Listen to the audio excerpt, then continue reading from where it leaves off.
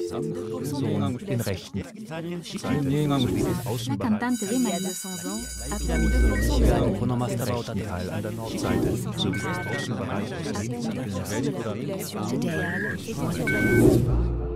Moving forward.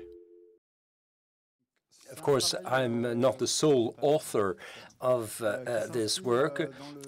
PUCA is the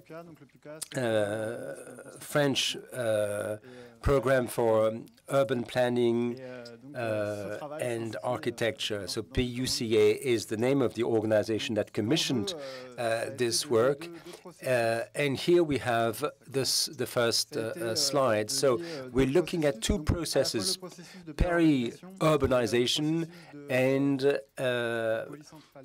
sort of polycenter, multi-center, multipolar structures. And we can see how you can have at the same time a general trend towards peri-urbanization, and within the peri-urban sphere, this sort of multipolar network type of structure. We looked at a couple of towns in France that are that fall within the peri-urban sphere. I hope you take my word for it that these towns are indeed located in the peri-urban sphere. So you have all the characteristics, the type of either the social housing projects, and then you have the individual detached houses. But connected to the city, these towns have are connected to the city through highways. So the first one, the Brive-Voisière, is near the motorway and the railway network, and it serves a jobs area called Marne-la-Vallée. That's in blue. In green, you have a local train network. And in the southern part, you have the southern motorway called Francilienne, which circles, which is like the beltway around the Greater Paris area. That was yellow. And blue now is the Yvelines département. That's where you have the end station of the railway line, the RER. So these are located in the greater Paris area. They are somewhat remote from big job centers, from business areas, so people have to commute between home and work, and we have to see in these three territories how the economic picture evolved, well, how people had to adapt to situations where they were not directly connected to a business or labor basin. So we have to see the number of jobs as a percentage of jobs. In blue, you have Paris. In red, you have the community of conurbation. The green is what we call the first ring, and then yellow is the community of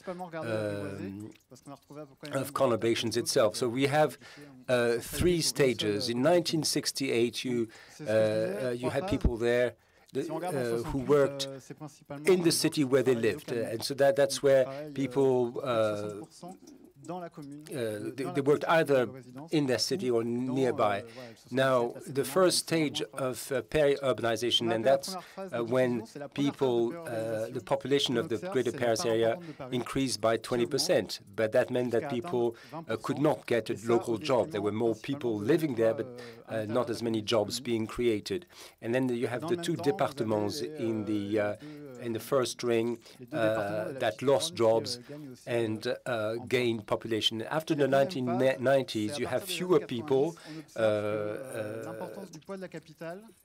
if you look at the Greater Paris area, the population within Paris decreased by 15%, and there was an increase of population in the second ring, and that's in line with what we said this morning, the sort of a self-organization of space where people regrouped towards specific areas. Now, so you have people who stayed very locally and got their lives organized locally, and then centers being created. And if you look at the distance between home and work, you can see the same between 68 and 1982. The distance increased between home and work. But after 1990, that distance remained constant. I mean, so so instead of people being dependent on the city itself, that depends was withered away gradually after a while, and we found that people were able to be more autonomous. But after 1970. Fewer than 20% of the population, people did not work in the city where they lived. The percentage increased gradually and then became stable after 1990. So if we looked at the way in which the space is distributed in between the city and these outer cities, was there in between, was that space organized differently? Did it depend on the département? And we found that there were poles being created, and so I won't get through the details of these poles, these sort of labor basins, these business basins employing people. We found that people actually move towards these poles, and indeed the answer is yes, of course. Between 1982 and 2008, we found that these, especially the new towns, attracted new jobs compared to Paris. Paris and La Défense lost jobs, whereas these new poles created jobs. And then there was disseminated jobs in the Seine-et-Marne department, but that is more scattered. It was not concentrated on specific poles. So you can work it out. You can see this trend becoming more and more steady over the years. But also, it's not just a matter of the number of jobs, but also the kinds of jobs. You find that middle management and office workers got their jobs there, but for sort of top executives or top management people, they kept their jobs in Paris, even though the trend is also there. This sort of concentration of jobs in these basins was more to do with these middle management or sort of rank and file worker level. So if you look at the big bubbles around Paris there, you have some areas, especially what we call the Communauté de Communes, these three towns I told you about. You can see that there's a high number of these jobs, but for it's sort of the better jobs were more concentrated in the Paris area. So there's a class distinction there, although it's not always as clear-cut as all that. You can see that because they are, the public transportation is not widely available, people mostly commute by car. But of course, that depends on where you work, because people living away from Paris but working in Paris took public transportation, whereas if they worked in the outer Paris areas, if they worked in the outskirts, moving from one town in the outer ring to another town in the outer ring, well, they tend to drive rather than take the train, but it stands to reason, and it was quite expected. Now, in terms of within Paris, of course, people tend to use public transportation rather than their cars, but that is neither here nor there. Now, we decided to look at people living in peri-urban areas, where they worked, who tends to work in these peri-urban areas. And the surprise is that, well, we find that it's not so much people living there that work there. Very often you have people who live even further out. In the second, in the third rings, these are they come to move in closer to the city, but still in the outer rings, and you can see this very clearly. In 1968, 80% of people working in these in this area well, worked and lived there, whereas in 2008, only 20% of people who actually who work in the area actually live there, but and the balance coming from outside, and as I said, further out. But of course, in order to get to these areas, you need a car. And it's not just a matter of absence of public transportation. Because they live further out, the distances are even longer. So the commuting time and the commuting distance is even longer. So if the general comment is you have people living in Paris or working in Paris and living outside, the commuting distance increased between 1968 and 1990, and after that it sort of stabilized. And of course, people did not. The commute was not just between Paris and the outer rings, but between outer rings. But the last point is when you have jobs being created in these areas, in this sort of in this first ring or second ring, you have more jobs being created. As I said, there are new jobs being created, but these jobs are then taken by people who live even further out. And that sheds new light on the way in which this sort of space in between is managed in terms of transportation, mobility. Is there any way to give a structure to all this when the people are spread out so further away from the center, where it becomes impossible to have a network connecting everything? And the PUCA hasn't completed the work. We are not just looking at the commuting distance.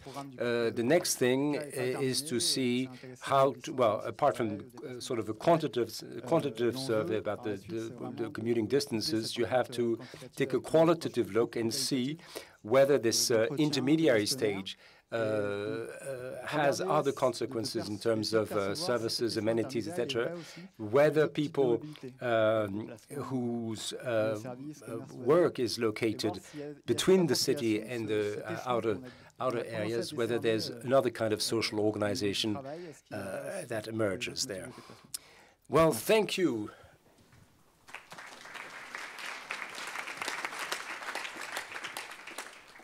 Jean-Pierre Orphée, is this a surprise to you? I mean, are these findings somewhat unexpected? Because we are looking here at a new, an unexpected situation, an unexpected development in terms of where people live and where people work. Well, no. I mean, unfortunately, this sort of thing is quite predictable. And as was pointed out, Paris is not the dominating force. That is sort of an accepted sort of a conventional wisdom, which did not, which was not borne out by facts. Of course, back in the old days, you have the farmer working on his farm and walking to the town, and then as things grew and the people lived in Paris and further out of Paris, and then you had the train connection and the commuter trains. That, of course, was a new development, but things are not linear, and the territory is not a fixed thing in time. I mean, when things move all the time, and in fact, what was just said does not contradict some facts that are still very much present. So you have several developments occurring at the same time. In your work, you distinguish between sort of top management, high executives, these people who get the top jobs still live and work in Paris, or at least work in Paris, whereas the lower management, the lower level, lower echelons work in the outskirts. So, and so it's sort of a class distinction, not just in terms of jobs, but also in terms of where you live. Bernard Conti, did you want to respond to all this? I mean, are you happy with this these comments? Toutes ces remarques vous conviennent. Well, surely the way in which the population is disseminated, it is also divided across class lines or the sorts of jobs that people have. Is that the only structure? Because when I said that you have this multipolar area, it is not very clear how this is reflected in terms of mobility. In other words, when people live and work locally, does this mean that there are transportation solutions that emerge because of the numbers? In Rechten.